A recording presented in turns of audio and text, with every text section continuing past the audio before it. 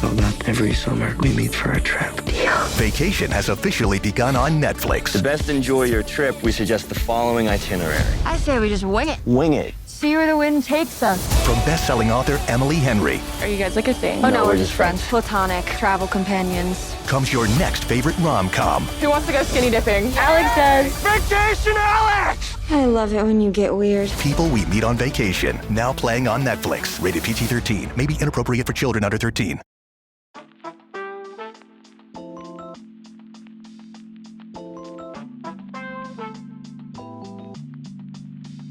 Hey, it's Meredith. Today on the show, I'm sitting down with Kristi Mohn. Kristi is a legend. She's a native of Emporia, Kansas, which, if that sounds familiar to you, it's probably because it is the birthplace of gravel cycling. It's home to Unbound, one of the largest gravel races in the world, and certainly one of the longest running gravel races in the world. Kristi has been involved with Unbound basically since the very beginning, taking on various roles and helping to grow the field from 50 riders to 5,000 riders. Kristi is Unbound, and she has a commitment to the event, the community in the town, and the diversity at start lines. If you know Kristi, you know she gets things done, and she wears a lot of hats. Another thing I admire about her: she leads by action, from the front.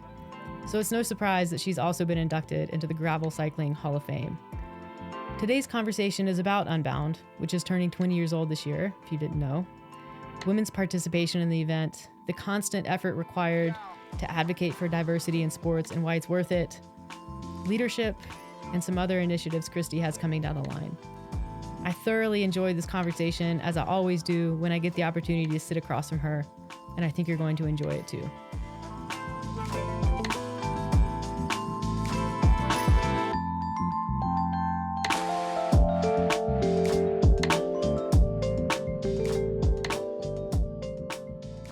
Hi, Kristi. Hi, Welcome to the show. Happy New Year. Yeah, Happy New Year. We're roles have reversed. I've been on your show before, and now you're on mine. You So have. I here love we that. are. Yeah. This is I want to say, like, this is probably a busy time of year for you, but I feel like maybe the whole year is a busy time of year for you. There's a little bit of downtime that I don't handle very well that we're just kind of coming out of. Yeah. But what's funny is like today has literally kicked my ass. Oh yeah. Like, okay, we're back. Here it is. Here we go. Yeah. Is Yeah, that no, definitely we're on the fast track at this point. So yeah. yeah. The holiday downtime, is that what you're talking about? The like couple weeks. Yeah, like where everybody's kind of working, but also there's enough people on vacation and yeah, and so it's like kind of hard to get the flow going, when you do work and you're working with teams and partners and they're not there to do what, you send an email and you have to wait. Yeah. Like I'm not the most patient Yeah, I person. totally get that. I once Yeah. heard it was like a therapist, I think, said that it takes about 2 weeks to actually get into vacation mode for a lot Yeah. of people. And I'm like, Yeah. well, that's horrible for the holidays, because you get that 2 week period, and then you're finally like, okay, I can relax, and then you get like jerked back into real life. So Yeah. I was 30 minutes late to a meeting. I'm never late. yeah, And then that pushed me out of there to like running through the rain to get back here to be able to join you on yeah, the podcast. I was like, this is so not me. And this is yeah, also like 2026 kicking me in the ass going, hey girl, we're back. Let's go. yeah. At least So it's right away. well good. Yeah. Um, so you are involved with Lifetime Yes. in Unbound, which is how most hmm people probably know you. So I thought it would be neat, because this year is the 20th anniversary of Unbound, Yeah. which is crazy. I mean, so that was like what, Crazy. 2006? When did you get 2006. involved? I mean, it obviously has been running out of your town, your hometown, Emporia, Kansas, for forever. But what was the what was the process of becoming involved with Unbound Yeah. initially? Well, my husband was one of the 34 riders in that 2006 class. And definitely had been at my encouragement for him to get to find a hobby, to find like a physical hobby. And he tried running and then switched to cycling and then and then DK at the time started, and so he jumped on that bandwagon and took off and loved it, and really I was involved with our community from like a growth and economic expansion standpoint, and had been involved with this committee that was looking to bring events to Emporia to help grow the local economy. And my concept really was like, why would we start a new event? Maybe we should just look at events that are already happening and reach out to those people to see if we can help them make them bigger or make them better. And DK really stood out as like kind of a North Star for me because I'd been involved in it like through my husband for 2006 and 2007. And so after the 2008 event, I went to Jim Cummins and Joel Dyke and just said, hey, I'd really like to get involved. I see a real opportunity here. And, it was running about 40, 50 people that would show up, and it was out of a hotel parking lot. And I really had visions to move it downtown and just kind of make it bigger. So I've been involved with it from the get-go, but really with a committed effort started in 2008 of like, let's set this growth trajectory and let's try to see if we can put this thing on the map, and had that vision of I wanted this to be the gravel version of the Tour de France. I mean, that was the dream. Yeah. And getting to see that realized and really kind of, I mean, watching the Tour de France this year and all of the feed commercials were based off of out of Emporia, Kansas. That's like, what? Yeah. So it's how lucky am I that's, Yeah. really get to see it come to fruition in my lifetime. And now my son works on the event, and, we have the bike shop, and I still get to work with the event in a capacity that I really enjoy. So, Yeah. I mean, to put things into perspective, so 40 or 50 riders 20 years ago, and now mhm. what is the average field size typically? Well, we're going to see across all the distances around 4,500 athletes at the start line. So, Yeah. and that includes every 50 states. It includes 45, 46 countries. And thanks to a lot of the women out there that like choose to show up at our start lines, we're seeing growth in that women's field too, which is y- it's fun because it's largely organic, which I think is the healthiest way to see things grow. But it's also definitely at the effort of a lot of people that really care and have put their faith and trust in the event and in me to like make it a space where women want to come race and hang out, and I love that. Yeah, and I mean, you get that feeling, and I mean, Unbound was it was really the first big gravel race that I did, and so Hmm.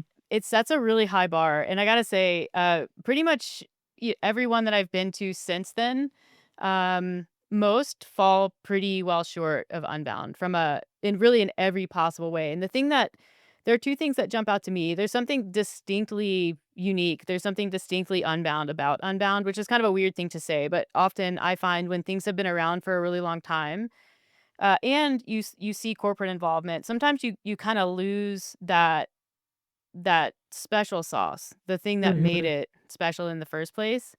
Um, so I was wondering if you could maybe speak to that, and what are some things that jump out at you about Unbound that have stayed and have stuck around? Well, I mean, you're literally giving me goosebumps because like that's what is special to my heart is to hear that. And I think there's a couple things that inherently were special about Unbound from the beginning. And I often say we really kind of had lightning in a bottle, like right time, right place, um, really kind of, and just the right people just kind of driving it forward. It's a really special place to ride your bike, and it's very you don't, it's very unassuming. You don't think it's going to be that special until you get out there and you're like, holy crap, this is insanely beautiful. And it is. It's gorgeous. And it's one of those places where you can kind of experience the Wild West or what that would have felt like, like Yep. going across the prairie in a covered wagon or however your means would have been. It's like it's really remote, and there aren't cars, and there Yep. aren't, lines and telephone poles, and like it's vast. Yep. and you feel, even in that big of a field, you have moments where you can feel very small and very just like I'm part of something so much bigger, which is really cool. And I think another thing we have going for us is Emporia really shows up. I think it's a great size of a town for an event like this, and it has saved 100% saved our economy. Yeah. It's given us something incredibly special. But then I think where, once Lifetime bought us in 2018, and, I've been the lone survivor of the original crew that has stayed on, Lifetime believes in putting people in the positions that also believe in the event. Like, we do these events. You know what I mean? Like, Yeah. we know how we want to experience events. We are passionate about it, and there is a group of people behind the scenes that want you to have the experience that we want to have. Um, and we hold that very, very, very close to our hearts. And so, sure, you can critique us. It's a corporation. There's nothing getting around that. But the people behind it, there's real human beings back there. Treva Anno, like our athlete services manager, she cares so much about Yeah. each and every athlete. Mason, my son, that's involved, Sean Thurman, like I could go down the list and be like, every single one of those human beings cares that you're coming. Yeah. And I think is reflected in what you're feeling when you come. Yeah. I'm glad you mentioned Emporia because that was the second thing that I think makes Unbound really special and really Mhm. unique is that the town is so welcoming and they're so involved. And you don't get that feeling that you get some in other towns and other races. And we've done plenty of road races too, where it's almost like the town feels a little bit put off or annoyed Mhm. that there's a race in. And I'm always sort of prepared for that. And it's such a surprise when it doesn't happen, and it's not often.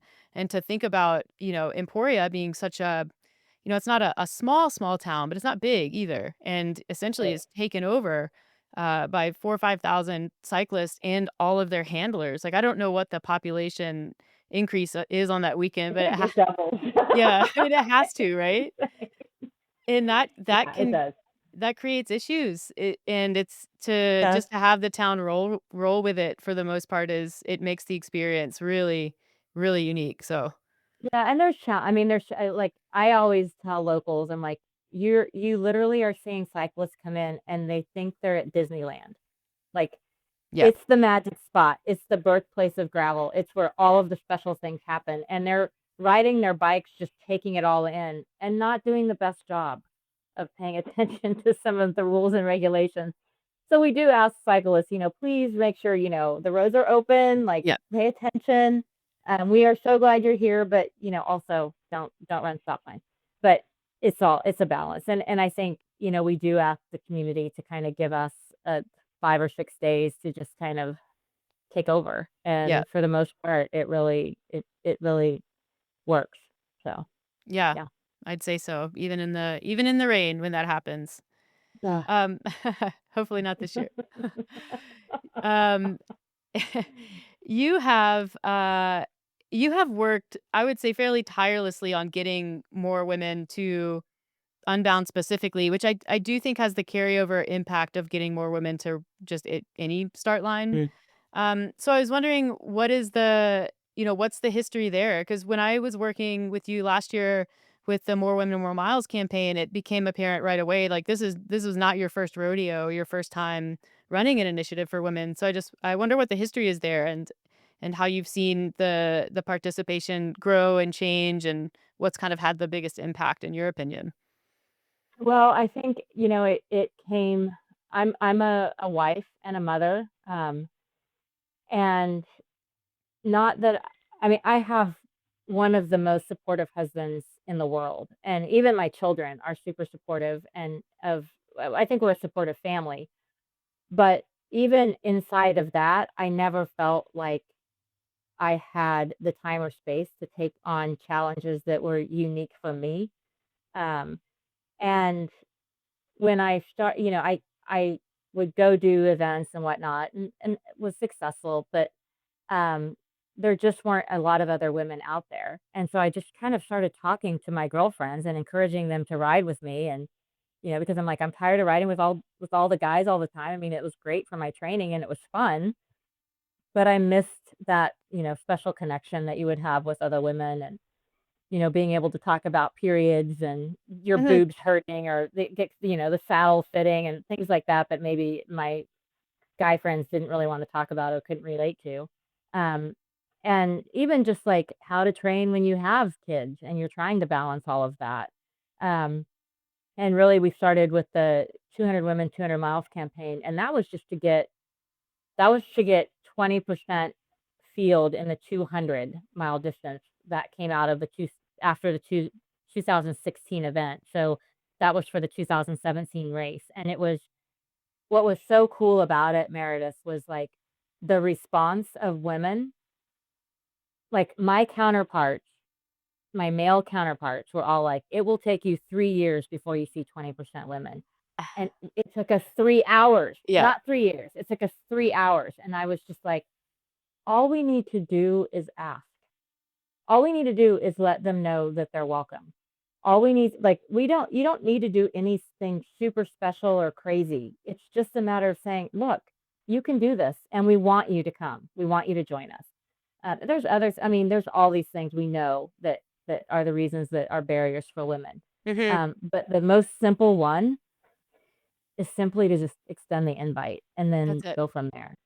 Yeah, So yeah, it's like you have a place here. This is where we're gonna be. We want you to come, and that's the rest kind of sorts itself out. And cycling, I think it's an old school community, even with these new avenues for riding bikes, gravel, new types of mountain biking.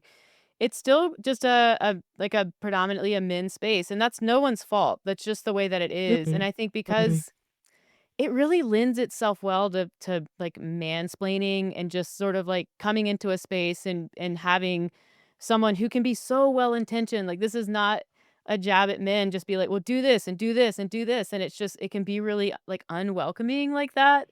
I mean, Yeah. and and some men can be turds about it. I don't want to give everybody a pass, but um that's the way that it can feel. So just knowing that you're gonna have a community of other women there that can provide a little bit of a buffer I think goes a long way. My favorite mansplaining story comes from this gentleman that is so sweet and so dear. And I was getting ready to go do the Rafa 100 Women's Miler down in Bentonville several years ago.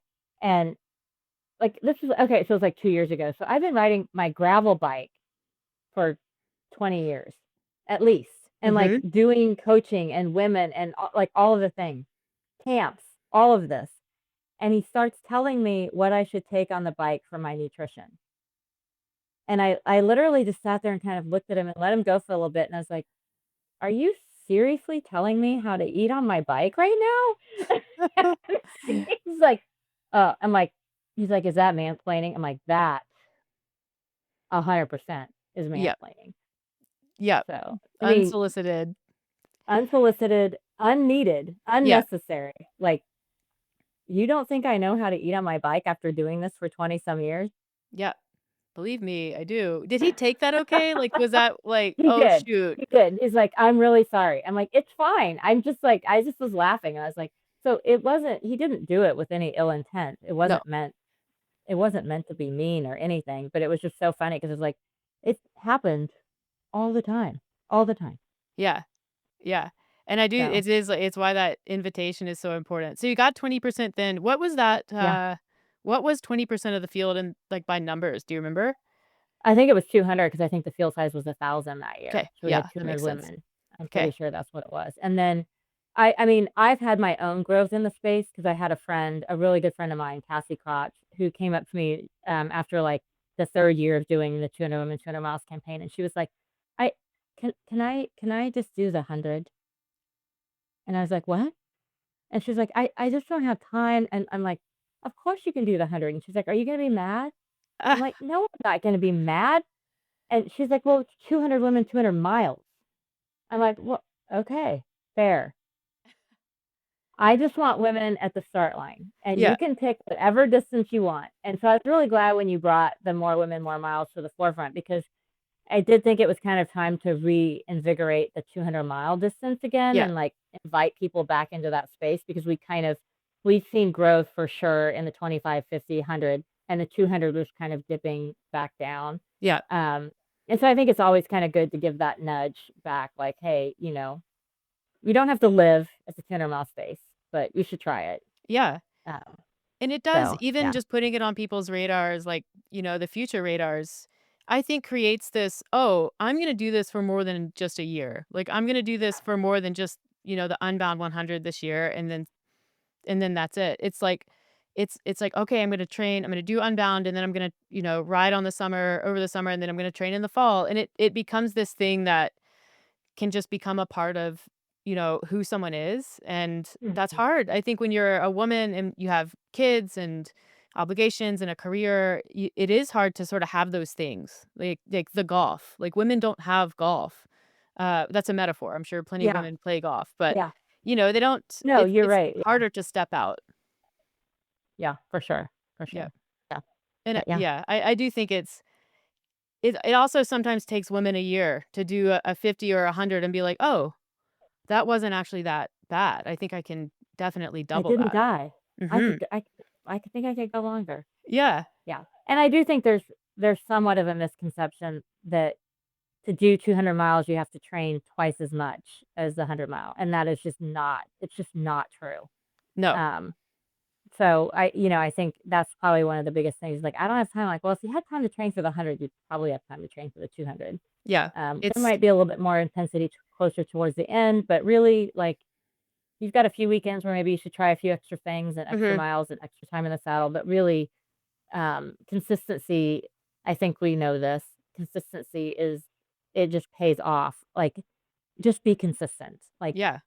be consistent. That's it. And it's like you know that, but sometimes you still fall victim to it. Like I was talking to Kristen Legan recently, and because I my plan is to do the 200 again this year and then do the 350 next year. And Nice. so it was like the same. I was like, okay, but training for the 350, and she's like, it's not that different. It's not. It's like a couple night rides. Like you get comfortable with self-supported like night riding and you're good. I was like, oh yeah, Yeah. of course that's how it works. Why would it be different? Yeah, it totally works that way. Yeah. It's it's just yeah. You've got it all in you. Yeah. It's just putting it all together. So, Yeah. Um, yeah. the I know that there are more gravel options available than there used to be from like a race Sure. standpoint. I think a lot of people are feeling that in different ways. But I think there's a difference, like women's involvement in really any level of sporting events, whether it's recreational or, sub elite. It requires kind of a constant work, like a constant effort. And I was just like I was wondering what your take was on that. And do you ever get tired of doing that? Huh. That's a good question. And Yes, maybe, like, I get tired of it tired. isn't the right word, like, frustrated would probably be the better. I definitely get frustrated. I'm somebody that um I definitely am a believer in the underdog.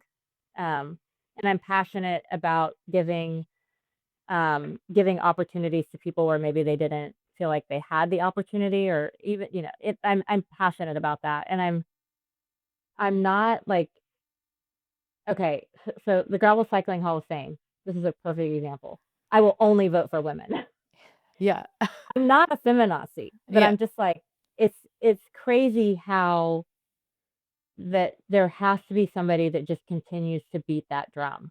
And it doesn't mean that I'm against men at all. It just means like there has to be a voice, a consistent drip in the women's space. There just has to be. And I feel like there's been enough of us just consistently dripping that message.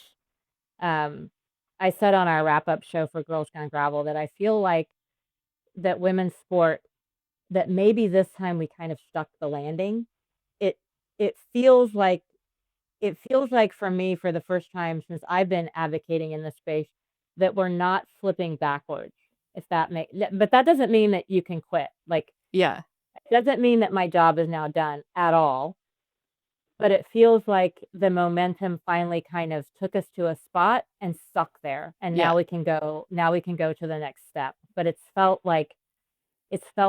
forever to get us there. And like we had wrap up meetings with the lifetime Grand Prix athletes, and the fact that like we're still facing that, this is a rough estimate, but 80% of the men's field can race full time, and 20% of the women's field can race full time. I mean, those are the next discrepancies that we have to handle. So when we're talking about the professional development in women's sport, that is the next big hurdle, in the fact that like these women, oh my God, the women's race is so fantastic to watch, and people are getting it. And I think that it helps that so is women's soccer and so is women's basketball. And so people are like, oh, wait a second, that's entertaining. Yeah. We're not just, and even I took a male friend of mine that is a huge soccer fan, took him to a women's a women's Casey Current game. And he's like, this isn't going to be the level of play I'm used to. And, he's not wrong in what he's saying. Like, there's definitely still development happening. Yeah. But he was like, wow, they're really good. And Yeah. I'm like, yeah. Yeah. But it's like, it takes that. It takes Yeah. like, it can't just be one discipline being successful. And I think the fact that we've kind of had several hit their mark in this last couple of years has really helped elevate where women's professional sport goes. I mean, Yeah. it's really cool. So, Yeah. I mean, there's just never been any guarantees with women's sports, where like, no. men's, there are guarantees. It's really a question of who's playing where and who's racing for what team, and who's the dynasty in the NFL right now. Like these are the question marks. It's not, will this league exist next year? Yeah. Yeah. And I think, now we're definitely not to a point where there are guarantees, but you have a foothold. And so then the conversation is one of professionalization, which, is a fairness thing. And that is so complicated because it's races, but it's also, who's cutting the checks, and are they being equitable with how they're doing that, and fair. And that's probably another decade of work easily. At least, yeah. Yeah. Mhm. And but what it starts to create is, I think, an outlook for young people and young girls Yes. to see themselves, and to see, a grown-up version of themselves reflected back at them, where like, if that doesn't exist and it hasn't existed in a child's upbringing, how on earth are they going to develop into a professional athlete? They have to do it despite not seeing themselves, and those things definitely happen. But the lack of talent in women's sports, number one, I think that's a fallacy. But also, if that even were the case, it's in large part due to the fact there's just no clear avenue to competition. There hasn't been for a really long time. Now there is. Yeah. Yeah. Yeah. I got to see Gina Davis talk in Ketchum, Idaho many years ago, and she's an archer. And I she was didn't know that. talking about, yeah, it's fascinating. I mean, she's like a very good archer. And she was talking about how in archery, they saw this huge uptick in girls being interested in archery. And they were trying to figure out where, and I was seeing her at this film festival out in Sun Valley. And so she was talking about the impact of film and roles. And she was like, the key was Katniss Everdeen from The Hunger Games Yeah. and Brave. Those two movies had come out, and the heroes were female, and they both were archers. And they saw an immediate rise in girls interested in archery from seeing those women or those caricatures, female caricatures Yeah. on the screen doing archery. And it was just like one of those things that really stuck for me, where I was like, and I say this a lot of times when I'm talking to women's groups, I'm like, you are that role model. You may not even know who you just impacted by rolling down the finish line. One of my other good friends, that was her. That's why she's riding the 200 miles. If she saw another woman do it, was like, I can do that. Yeah. Like, it's like we are our own advocates, and we have to continue to be our own advocates. So kind of going back to your question, do I get tired of it? Yes. But I'm obviously passionate about it. Yeah. And I just want more women to try, and to just like, do it and inspire people that you don't even know you're inspiring. Yeah. I think that's the coolest thing. It So, is. I mean, and isn't there there's a unique power in recognizing that in yourself and realizing that you do have influence on other women, on girls. Like you don't even have to do it at a professional level to have that. mm-mm, And that's something that I don't. think, you know, maybe that's just super unique to us and to women and anyone who doesn't fit in like a box. Like men don't really get that. And how sad for them because there are just so many guarantees that they don't get to experience like being that kind of a leader and an influence in their own lives. And Yeah. they can certainly have positive influence in other ways, but there's And a yeah, I hope that like I think one of the other takeaways on this that I really hope is like I see it with women's soccer and we talked about it somewhat with the Grand Prix. I was like, I don't think we don't need to model how it's been done in men's sport. In fact, I think we shouldn't. Like yeah, I think that a lot of those models we're seeing cracks in those systems. Like and I think that we have an opportunity to make it, more equitable and more fair. And therefore more healthy, yeah, not just for the whole of the organization, but for the individual human being, having it be a healthier experience and a healthier life because we can create it where there's more balance and fairness. And I hope that we can do that right yeah, as women. I hope we can lead that in our own way. yeah. So I mean, there's opportunity. It's when you're not in the box, why get in the box, right? Like maybe just stay outside of the box. yeah, don't just stay outside the box. Yeah, Definitely. it's nice outside the box. Once Mhm. things are equitable and fair outside the box. Yeah. I watched this, Hopefully. yeah, one day, maybe. Do you know who Janet Guthrie is? Does that name ring a bell? No. Okay, so amazing that it doesn't ring a bell. How telling. She was the first woman to qualify and compete in both the Indianapolis 500 and the Daytona 500, Oh, and this is cool. way back. This is in the gosh, I don't know what year that was actually. Maybe the 70s. And anyways, there's a really great 30. I knew of her. I knew who she was. I had kind of forgotten the accomplishments. But there's this really great 30 for 30 documentary that I watched recently, and it's Okay. been on my list for a long time. And I just hadn't pushed the play button. So I think she was by training an aerospace engineer, and she did that because she wanted to be a fighter pilot. But at that time, women weren't allowed to fly fighter jets. So she's like, well, I'll just go be an aerospace engineer and design them, which she did. But she got into to driving sports cars and racing sports cars, like closed wheel, just regular, and then sort of made her way over into like indie racing. And the story's ridiculous because at that time there was maybe only one other woman who was trying to race, and she's like legitimately one of the best drivers that maybe has ever raced Oh, Indy. cool. Um, she like failed to qualify a couple times, finally did qualify, broke her wrist playing tennis like the week before or something, drove she couldn't shift with her right hand because that was the one she broke. So she drove with her right hand and shifted gears with her left, like crossed and this is in the Indianapolis 500 and came No. in 4th place.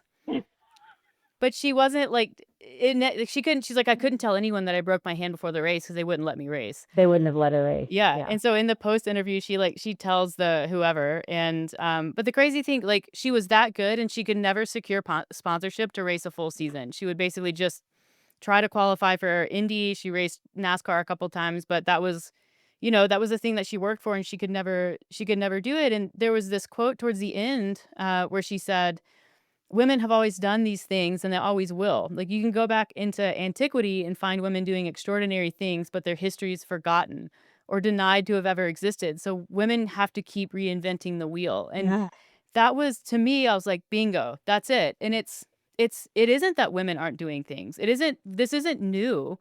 Women racing No. bikes isn't new. Women competing in sports isn't new. But there is this sort of not even overt, there's almost a passive erasure of women's history, especially in sports, where you're like, we've never done this before. And you're like, actually, yes, we have. We're just having to do it again because we've like people have forgotten. And I think that's what happens when you let up. And even when you have a Yeah. foothold in where we are now, where there's momentum, there's progress being made in all of these sports. The second you let up, it goes away. Goes And backwards. Yeah. 20, 30 years from now, people don't know who Caitlin Clark is. Like Yeah. that's where we're at still. Yeah. Yeah. No, I agree. 100%. I agree. 100% agree with that. So yes, yeah, I think that's why I'm still passionate about it. Yeah. Like probably till the day I die. Yeah.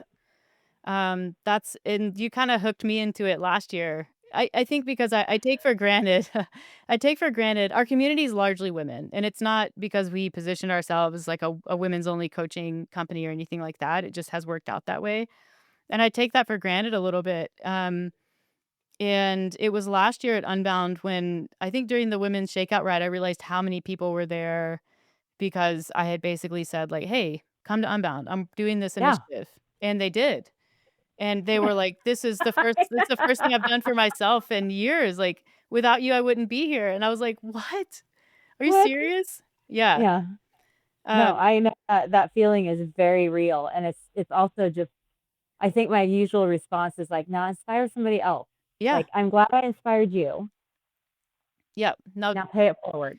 Pay it and forward. that's I remember last year at the I think the brunch was called A Seat at the The Table, if I the remember. table. Mhm. Yeah.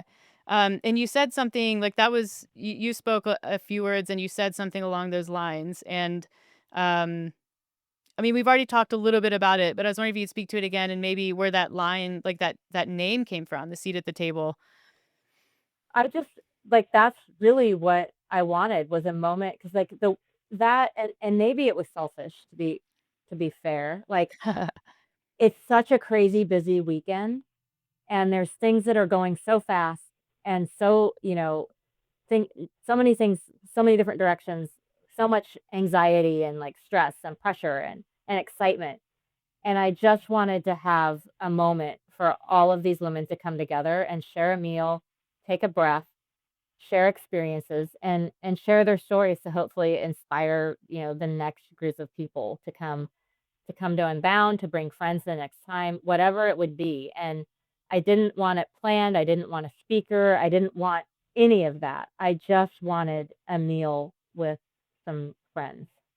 Um, and plus, I just adore Amanda that runs Union Street Social. Her food Yeah. is so fantastic, and she's another.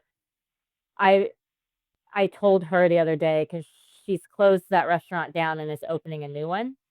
I don't know what I'm gonna do for like the next 6 months until she gets her new restaurant open. But I was like, she is one of those chefs that deserves recognition. Like, Yeah. I wish we had Michelin stars in Kansas because she's that level of Yeah. a chef when she's, and I wanted these women to like share for food and like just like that whole thing of like look at what we can do when Yeah. we just decide that it's something we want to do. And even just the fact of like taking the moment, like there were so many of the women from the Lifetime staff there, which meant a ton to me as well. It was just like they didn't have to spend that hour and come over, but they appreciate the fact that like I was trying to gather women to just have a moment. Yeah. And it was, like I said, it was probably selfish because like that was the only moment I was going to get with 100 women, Yeah. like, and just eating food and not programming. So I don't even remember what I said. Probably cried a couple times or something, but Yeah, anyway, see, I recall I it got a little being emotional. yeah, I do recall it being watery. No, and I think that's those spaces and the time together is so valuable. When especially in a cycling space where it's just, it's mixed at best. And it felt really special to me even without it being like you don't need an agenda. You don't need to pack it full of, things. You just need to spend time together. Yeah. Yeah. Yep. That's cool. Um, I wanted to talk quickly about women in leadership, and it's like I'm kicking that around now because I think to some degree women are all leaders, like we've talked about. But Mm. in thinking forward to equity and pay and brand leadership, I wonder if you've seen a shift because you have kind of a unique vantage point, occupying the space and the title that you do. So I wonder if you've seen a shift generally at the top of some cycling brands, or if you think there's still work to be done there and how that's going. I definitely think there's still work to be done there. And I think where we're at right now is um, we've basically loaded the shotguns with women. Yeah. Like it's like it is packed like there's the CEOs and the CFOs and whatnot may still be men, but the people behind them are largely like there's a ton of females that are just so like noteworthy and strong and creative and go-getters and do-gooders. And I have the pleasure of working with so many of them that it's fun to watch. Yeah. Um, and so, I think that that's going to be what we see inevitably in the next 10 years or so, is that bigger shift. Yeah. Because I would challenge any of those brands, like when you're talking about the Grand Prix athletes, I would challenge them, like, look at your pay roster. Is Yep. it equitable? And I think that all kind of, I understand, like I'm patient with it. Like I get that it's not a switch you just go out and flip and it changes everything. Yeah. But I think like we're doing the work to see the progress go that direction. Yep. And so, that's where I think when you say that, it's like, yes, there's still work to be done, but I think we're loading the deck. So Yeah. that feels great. If And that like makes sense. aside from equity, like do you think it'll change other things in unique ways or you know, change the feel of the industry? I don't know. I mean, potentially, like I don't. Do you mean like will it get softer or like what like I guess it's, it will it be able to will it break out of that kind of old school? I mean, cycling's an old mm, sport.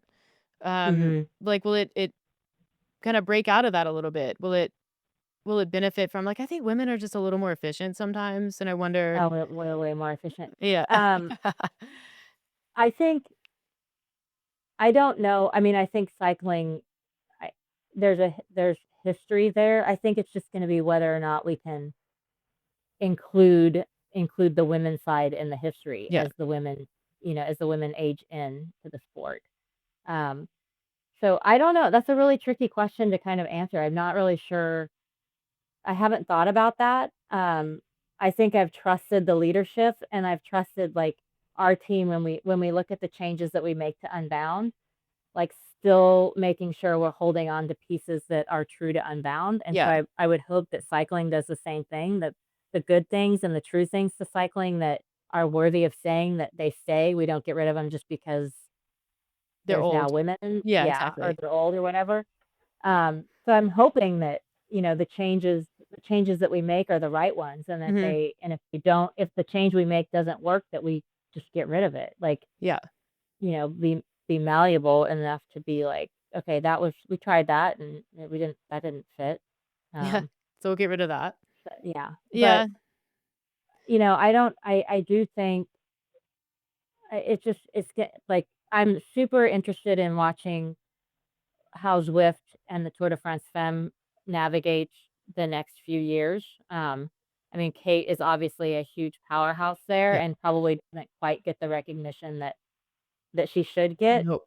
but but it's coming. Yeah. Like it's just slower. Yeah. So it's always slower. So I mean, yeah, yeah, You're used to we just it did, and it's yeah, so interconnected. Like there's just all these sort of like pillars that are the bike industry and it's you make big changes in one and then another one that you're kind of like not thinking about changes and over time mm, that sort of molds the sport. So yeah, I guess it is kind of a hard question to answer, but it's exciting to think about because I think that there's so many opportunities to do things a little differently and involve really unique people like Kate, who like 100% the fact that she's not a household name is mind blowing. But also what a like unique story she has with cycling. Like I think I was what's her story? Like she saw there was a road race in Pennsylvania that she saw and it was just this like the Peloton, very small Peloton of women, maybe not even a Peloton at that point, went by and she's kind of like, huh, I didn't realize women race bikes. And that was literally yeah, it. And it was like after her basketball career had ended, I think. And that's yeah, her. But, that's like a young adult who had no idea. Yeah. yeah. Well, how would you know? You wouldn't. You Yeah. wouldn't see it. I didn't I mean I grew up around bikes. I used to do more road racing. I was really young, but I would go watch this, Carolina Cup race that was in my hometown and it was just men. Yeah. Like even me at that, I worked at a bike shop. That was my thing for a little while, and I just really didn't know there was women who race at a high level. But Yep. yeah, there are. Um, you're involved in some events. So the one that is on my radar is this Arizona event that you flagged to me. So let's talk about that. Well, this is coming from Merchant Cycles. Okay. So my husband owns a bike shop, and then we also own property with Heidi and Xander, the cyclist menu crew down in Patagonia. We have property down there and love it down there. And we've been kind of kicking this around for a while. And Xander and Heidi do their cyclist menu camps, which are very curated. They're incredible. Like if you ever get the opportunity to do a cyclist menu camp, you should 100% do it. But this is a little bit more grungy, maybe. I love it. Yeah, a little bit more kind of dialed back a little bit more gritty. But we're doing Thursday, Friday, Saturday. Then it starts with February 19th, a little training camp down in Patagonia, Arizona. We're calling it Training Ground. And really the name is because I've been going down there for years to train for the Midwest Classic. I'm calling them the Spring Midwest Classic. It's got a good ring to it. Explaining that. Yeah, Yeah. I know. Thanks. I'm a marketer. But it's like I'm like, this is the perfect training ground because the weather is it can be crappy, Yeah. but it's really good down there in February, and the terrain, like the San Rafael Valley, is so similar to like what you experience of the Flint Hills. It's similar to Mid South in different ways, so it's just like it's this perfect little spot to come down and get a little block of like outdoor riding. Yeah. Before the spring classics start kicking off here in the Midwest. Yeah. So we threw it together kind of last minute, and we think we've got like 12 or so people signed up so far, which we're stoked on. Like I think we would have done it with even 5. Like we're just really stoked. And Kristen Ligon, who you mentioned earlier, she's coming as our head coach, and Kristen and I have worked together on camps for years. We used to do women's camps, and just excited to have an opportunity to work with her again. And we're trying to get you down as soon as your athletes come and ride the Patagonia gravel. It's fantastic. And if the weather's crappy, there's trail running. We'll figure something out. It's gonna be great. I mean, even like, just like hanging out. Look, it can be like -30 here in February. So rain is an improvement from that. I'm just happy to to be down there. I think I've got like a little group that I'm working on. Nice. Yeah, it was so funny. I was talking because I'm working with Kristen. She's gonna coach me this season, and so I was chatting with her. Amazing. I know, and so we're on one of our coaching calls, and I was like, okay, so these are my travel things coming up. I think I'll probably be in Arizona in February for this camp, and she was like, wait, training grounds? And I was like, yeah. She's like, okay, yeah, well, me too. I was like, okay, perfect. I was like, great. That sounds connected as this whole entire thing. I know it. Small world, especially in the women's side. I was like, I want a woman to coach me, and it's gonna be Kristen, and so of course she's gonna be there. Yeah. Yep. So she's fantastic. She was my coach for several years. So loved working with her. Me too. So far, she's great. Yeah. Well, I'm excited to be down there, and hopefully I can drag some of my Canadian folks down there, some Americans down too. It could be a good time. There are worse places to be in February for sure. Well, and it's just if you're looking for like a lot of entertainment, not the right vibe. No. Patagonia is really laid back. It's super chill. There's a great little bar there called Patagonia Lumber Company. They always have live music. It's run by Heidi and Xander. Sold it a couple years ago to this amazing lesbian couple that do like open mic night, and they both sing. It's fantastic. Yeah, it's fantastic. So it's just this weird little town that's like super eccentric, and it's just lovely. Like, and there's birds. That's my segue. It's like if I leave cycling, it'll be for birds. Birds. Yeah, but for birds. Or maybe women's soccer. I really love. Why not both? It might be both. Who Yeah. knows? Um, but it will be so it looks like there's riding, there's some educational Mhm. sort of stuff, skills, like it and with it being a smaller group, you can also sort of tailor it to the people who are there, Yeah. sounds like. That'd be really cool.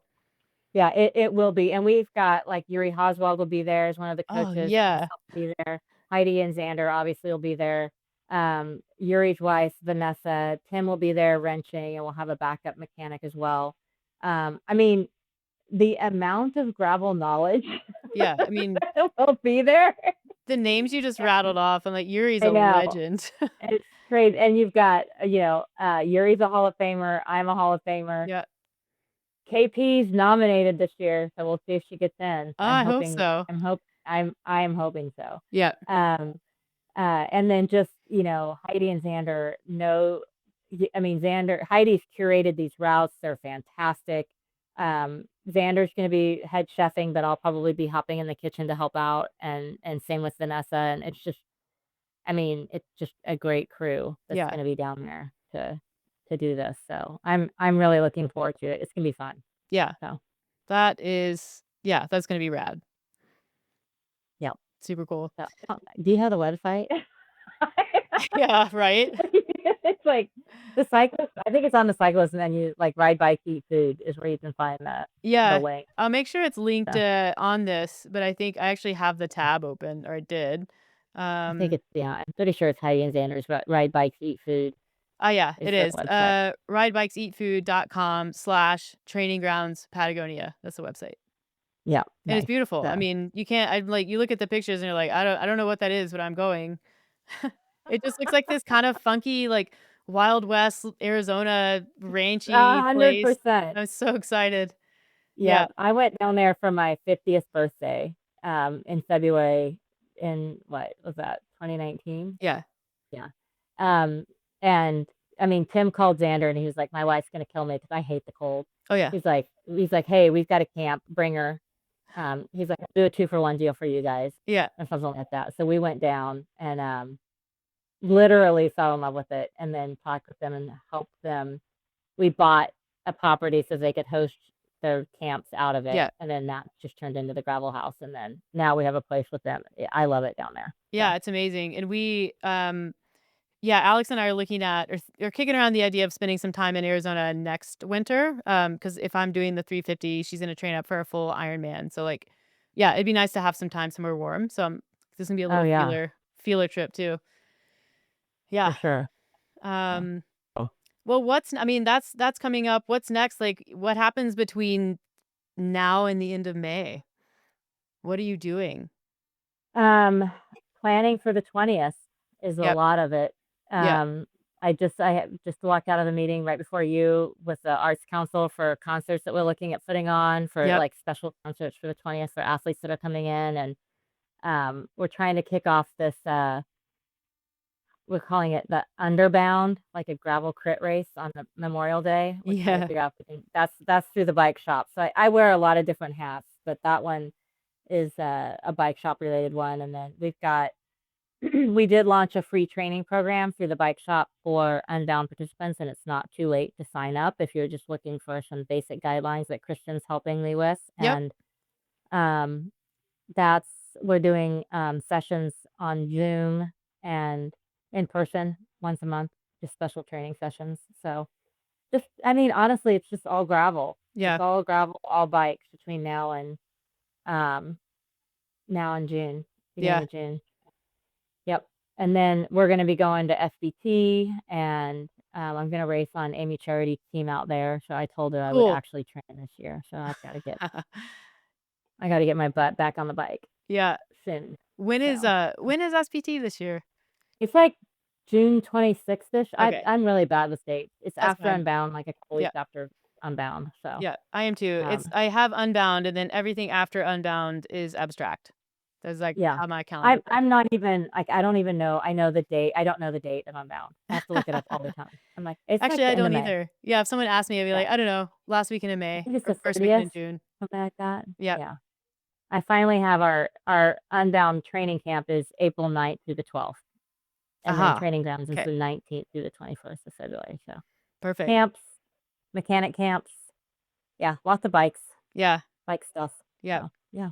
Very cool. Well, I'm Yeah. excited for all of it. The training grounds, obviously, like 20th anniversary is gonna be, I think, just ridiculously fun, a celebration of a lot of things. And I hope uh yeah, your hard work. I mean, I think that just needs to be said. I remember watching you watch the start of the 350 last year and just thinking like, wow, like you did that. It's amazing. This is yours. I mean, it's Boom. yeah, Oh, it's ours. it's Like ours. it is a village, Yeah. 100%. I just get to help drive the bus a little bit and keep some bumpers in place to make sure we don't go off the tracks. But Yeah.